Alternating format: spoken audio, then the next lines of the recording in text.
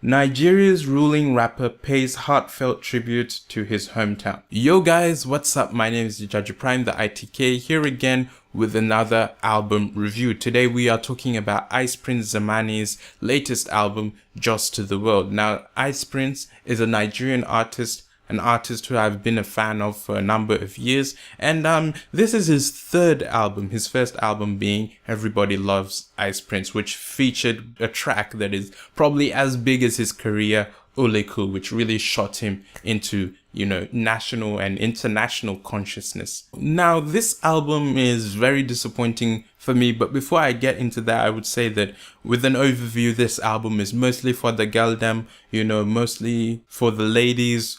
A lot of tracks, slow, smooth tracks on here that are mostly for the ladies and for the clubs.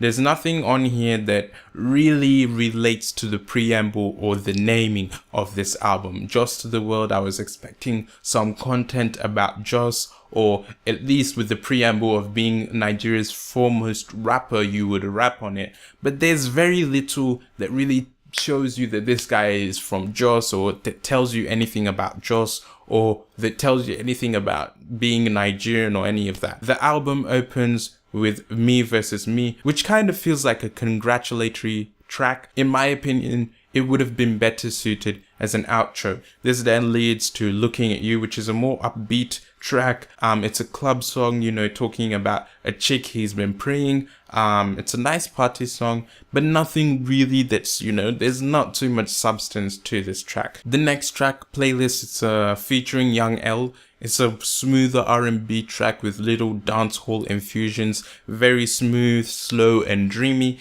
This again is for the ladies. The next track, Want It All, featuring Krept and Conan. Krept and Conan, they just murdered this track, murdered it.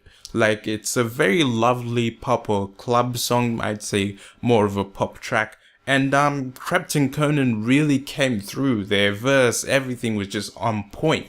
Ice Prince felt like a guest on his own track, if I'm to say the least, and his own verse was very weak. There were a lot of struggle bars, not just on this track but throughout this album. It really felt like Ice Prince wasn't even trying to rap or even trying to really give it his best. It just felt like, a very mediocre attempt, in my opinion. And there was nothing really in this album that really made me feel like he gave it his best effort. It felt very forced at times. It felt very mediocre. It didn't feel very fluent. It didn't feel like there was any substance to this project. The next track, 2 a.m. in Chevron, a more ethereal track. You have little, little horns here and there. It's a more reflective track.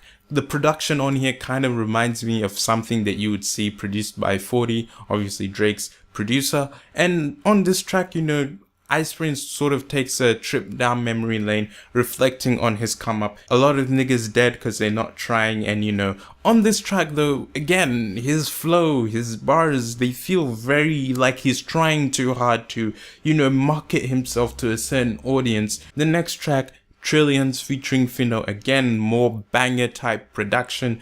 This track again feels very, very, very underwhelming. It feels like he's not even trying with this track. It kind of reminds me of N-Word or Nigga that he released, I think, in 2014 or 2013 with his last album. I think the production is good, but it feels incomplete. It feels like, he didn't really go in for the kill on this track. And there are more struggle bars on this. The next track, Brooklyn featuring Dice Alice. It's a trappy beat, with a more trappy flow. Dice is a younger signee on Chocolate City from Lagos. And all these tracks feel very strategically choreographed tracks that are aimed at marketing to a certain audience, a foreign audience, without sticking to what I would like to believe would be the theme of this album, which is Jos To The World, a sort of showcase to the world what Jos is or what Nigeria is or whatever. But rather you have trappy beats on here, you have R&B beats on here, you have, more, South African house beats on here, but you don't have anything that really hones it home, that really says this is a Nigerian beat. And that's the problem I've been having with a lot of these mainstream artists is that it seems like they're not really interested in marketing our sound.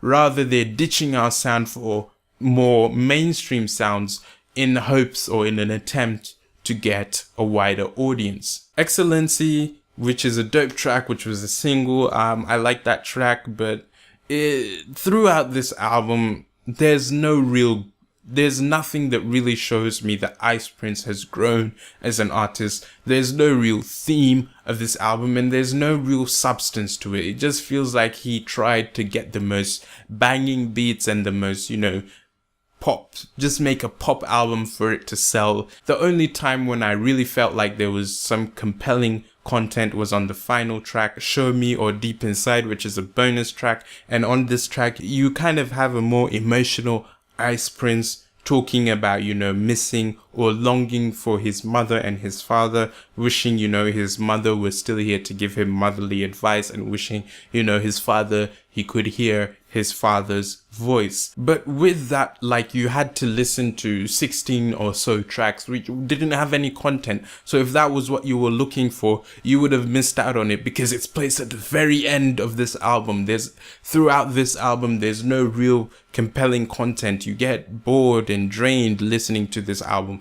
It's just a very long pop album. There's so many tracks on it. None of these tracks really tell me anything about taking Jos to the world. And I am disappointed with Ice Prince on this album. He didn't try to rap. He didn't try to promote any sound. He didn't really try to tell you a story. He just made banger tunes that were for the geldem, and nothing that really says, okay, this is Ice Prince, this is some story, this is some theme you're going to get while listening to this album. The most compelling track, again, is the final track. So overall, I would say with this album, it's very, very, very long. No real substance to it, just banger tracks. If you were a fan who was looking for Ice Prince to rap on this album, I would say then you would be a little bit disappointed. If you're a fan that likes, his more poppy, charty songs, then I think you'll find this album to be okay. For me personally, this is a very bad album in my opinion by Ice Prince, and I'd give this a 2 out of 10. Hopefully, he has better content. He's at that stage in his career where you're trying to make an album that will leave behind a legacy. And this album, I don't think, leaves behind any legacy. If people are to talk about albums that people really respect from Ice Prince, I guess they would say Everybody Loves Ice Prince. But hey, these are just my opinions. I'm still a fan of Ice Prince. I still have respect for him, but I'm just very disappointed with this album, and I hope he would do better in his next projects. But those are just my opinions. I know a lot of people would probably disagree with me, but yeah, be sure to leave your own thoughts on this project. I'd love to see what you think in the comments below, and I'll leave a link in the description if you want to listen or buy Ice Prince's Jos To The World album. He also put it all up on YouTube, which I don't think was the best idea, but hey, I can't hate on him for doing that. But the album is also available on YouTube. But those are just my opinions. Again, please be sure to let me know what you think in the comments section below, and I hope you enjoyed this video. If you did, please be sure to leave a like. If you're new around here, why not subscribe? My name is Judge Prime. I hope you have a blessed day, and I'll see you in the next video. Goodbye.